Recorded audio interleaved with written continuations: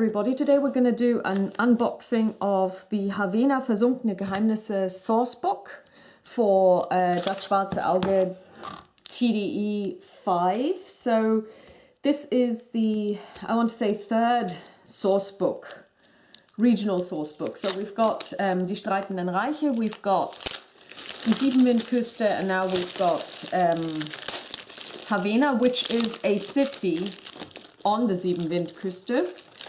It is quite famous, or infamous should I say, in DSA circles, simply because a lot of people would have played in that city, and it's also one of the earliest settings that was released for very early DSA. So it's it retails at €29.95.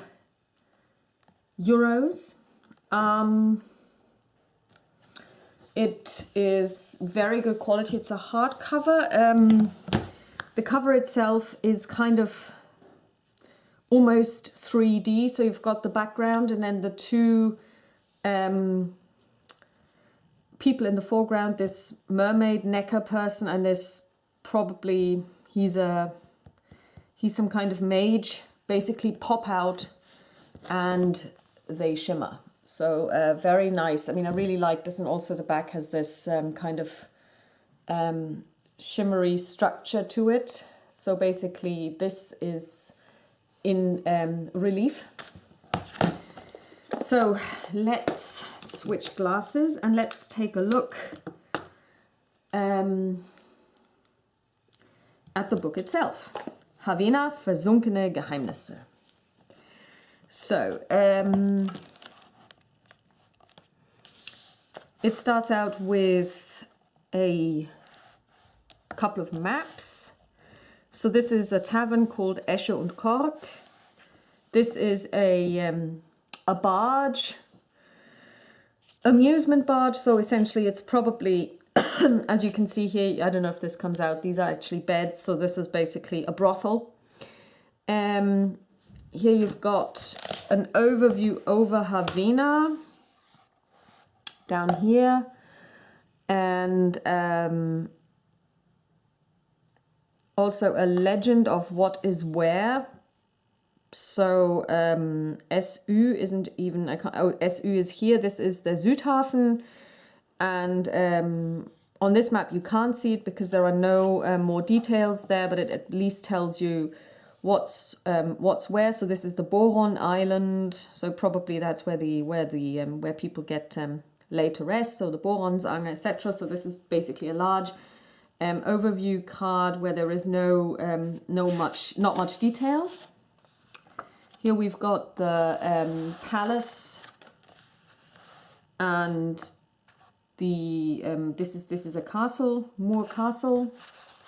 So some maps which I like, because I've criticized DSA repeatedly for lack of maps, which I find terribly annoying.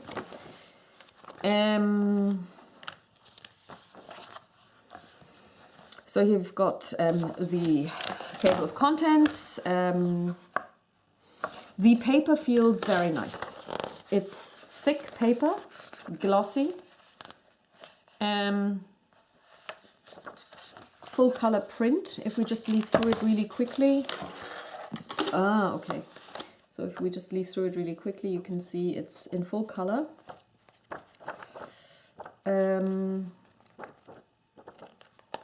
Very nice. Now let's open the back, because here we've got more.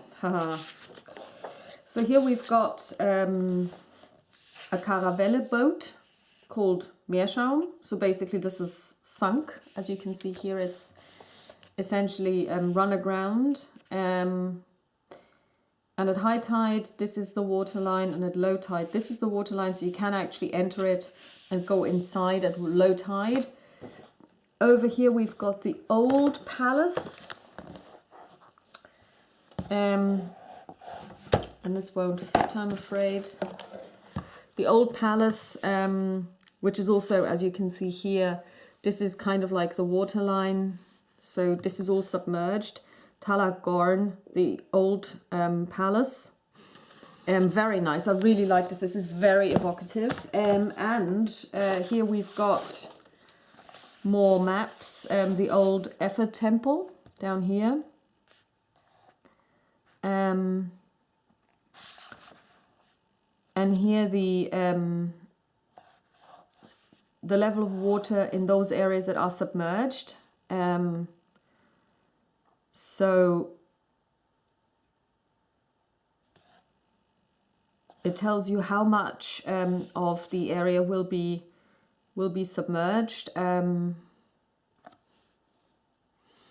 zone 4, which would be here, there is no submersion ever.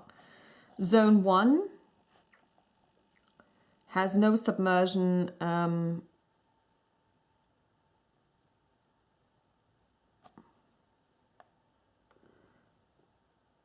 even at high tide, except when there's a spring tide or a storm tide.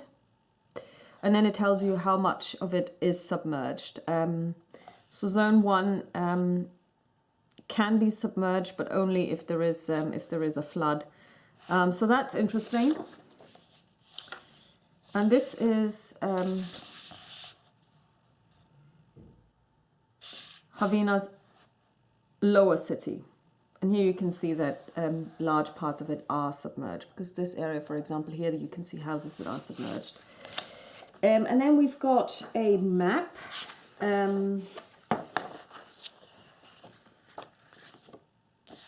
Die Moorsape, I have no idea what this is. Freie Stadt Havena, so this must be Nordhaag, Grafenmark, Havena. So this is probably where the city is, and this is an old map. And it also gives you the surrounding areas. And here we've got the actual city. Imannstadion, Boroninsel. And I suspect that this map will go with the legend which we found on the inside of the cover over here. Yeah, so basically if you have G09, that would be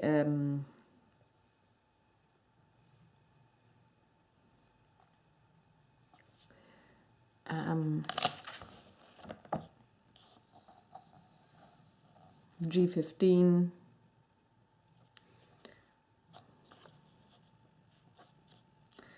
So G09 is actually a brothel somewhere. 06, 07, 08, 09. So that would be down here. So that's where G09 is. So let's take a look at the table of contents. That's where we stopped. So first, you have some information on what's in it. Basically abbreviations, SU, Südhafen, which parts can be read by players and which parts should only be read by masters. Havena Stadt im Nebel is basically information on it, you know, its history, what happens when, Havena Tagesablauf, so what happens at what time, so it starts at 6 o'clock in the morning. Stadtteile Havenas, this is information on the different boroughs of Havena, as it were, the old city, Krakeninsel, island of the Kraken, Orkendorf, village of the Orcs, the harbour, the new city, and also every so often you have nice pictures. The paper is a lot better. It's what I've come to expect from Das Schwarze Auge 5th edition, and it's very different from, let's say, D&D 4th edition, which has very cheap paper. So basically you can't see through it, whereas in D&D 4th edition you can actually see when you look at a page what's on the other page. Now this is a big Kraken. His name is Krümer. He's also a cat. Yep. The Undercity. Then different locations in detail. Nein, komm, wir setzen uns da jetzt nicht drauf. Nein, nein, nein, nein. The old Effort Temple, we saw its map earlier. Its history, what it looks like. Taverne Esche und Kork, that's the tavern that we saw earlier. The pleasure barge, as it were. The palace. They've got a wax museum. That's funny. Other places, Simiadanis Werkstatt. I have no idea who this guy is. Moorburg, we saw that. Lesebändchen, very nice. Culture, eating and food, drinking, politics, who's who, trade, law and order, tariffs, custom and excise, smuggling, flora and fauna. So we've got the Bleichmuräne, which is a kind of fish. Corpse candles, Necker, that's a type of... Neckers always, I mean, I'm not quite sure what their background is, but they are kind of like mer people. Here we've got one over here. Giant octopus.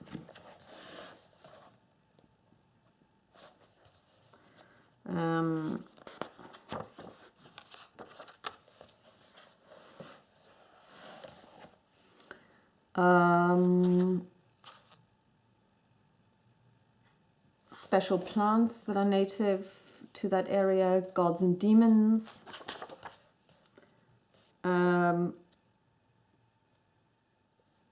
They are very, very, very opposed to magic. Magic is forbidden in Havena. And they will explain to you why this is the case, and also what kind of result this has, because the problem is in the world of das Schwarze Auge, magic is given you. It's a gift, and it's given to you, and there is nothing you can do against it. It's not like you can say, oh, I don't want it. You're born with a magical ability, and of course then, you know, if you're a child, then they will do this to you. Your parents will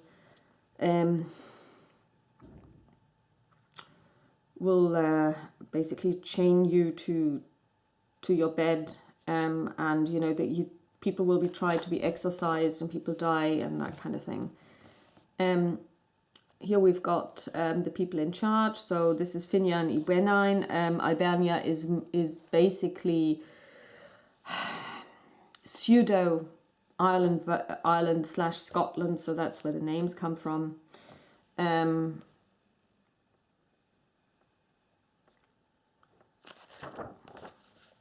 whenever you see this kind of symbol, that's the knight from a chess game, or here we've got this is the queen and he's the king. These are important people that will be used as part of the living history. So you, if you create your own, or when you create your own adventures, I should say, you can't just kill them off, because they will come back. It would cause problems down the line.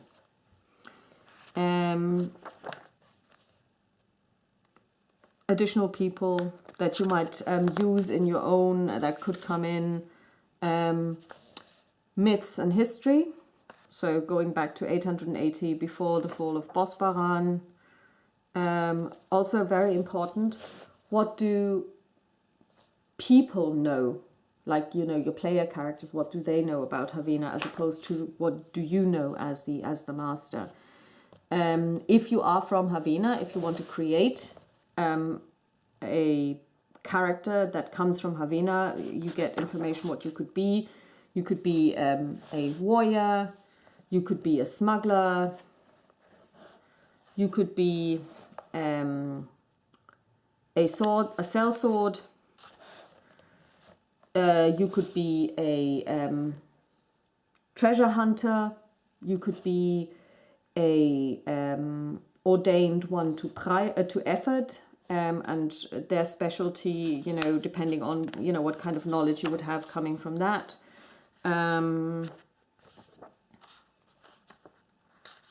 They have special liturgies that others might not have.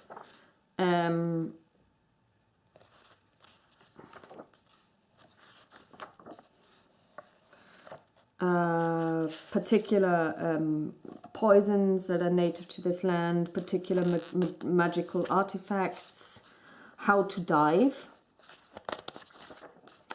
And that's it. So basically, this is then the index, and this is then followed by stuff that is, I think this is just for masters. Yeah, so this would be information that should only be read by people who want to run games rather than people who want to play in games, because this is kind of like the secret knowledge for the dungeon master. Also, I'm not quite sure, but I think that this is also where you can get ideas for your own adventures. This is where the story hooks lie. I don't know if I want to play there, but I really want to support DSA. I think it's, I've actually come around to really liking the system. And also I really love the setting. And I've been complaining so much about how little texture there is to DSA Its World in the 5th edition, because most of the things have not been republished. So, of course, when they do publish something, I do have to get it because I want to support them and I want them to see that people hunger for more. So from what I can see, leafing through it, the quality is super. I mean, of course, I haven't read it, but I have read reviews of it and people agree that the quality of the contents is very, very good. So it gives you a couple of new hero types that you could embody if you're a player. It gives you lots and lots of adventure hooks. Apparently some are really, really good. Somebody said, you know, you can just take this and create your own adventure in no time. The quality of first of all, I like the look. I like the fact that they have included maps, and also maps that you can take out and show to players. There is no this is so important, because I have had the complaints multiple times. I've complained on my channel that they forget to give you maps. You know, the maps are either not there or they are very, very dark or very, very small and you can't really use them. So well done on that one. The artwork is very evocative and is easy to use. I can easily see how you would use this, where you would show this. It's got all kinds of information and local flavor, like, you know, what kind of poisons do they have, what kind of flora and fauna is there, what is a day like in Havena, you know, starting in the early hours of the morning, and what happens during the day to kind of fill Havena with life. So I really, really like this. I can really recommend it. It clocks in at less than 200 pages, I'd say. Yeah, 132. The price point is, of course, $29.95. So that's 30 euros. That's about $40 I would say. That's a lot for considering how small this book is. But then again, these books, that's their retail price. I think there's probably also going to be a pocketbook version of this, which will probably be 10 euros less. But I just like the feel of these books. I mean, I really prefer the hardcover ones, and also they just look really nice when you put them on your shelf.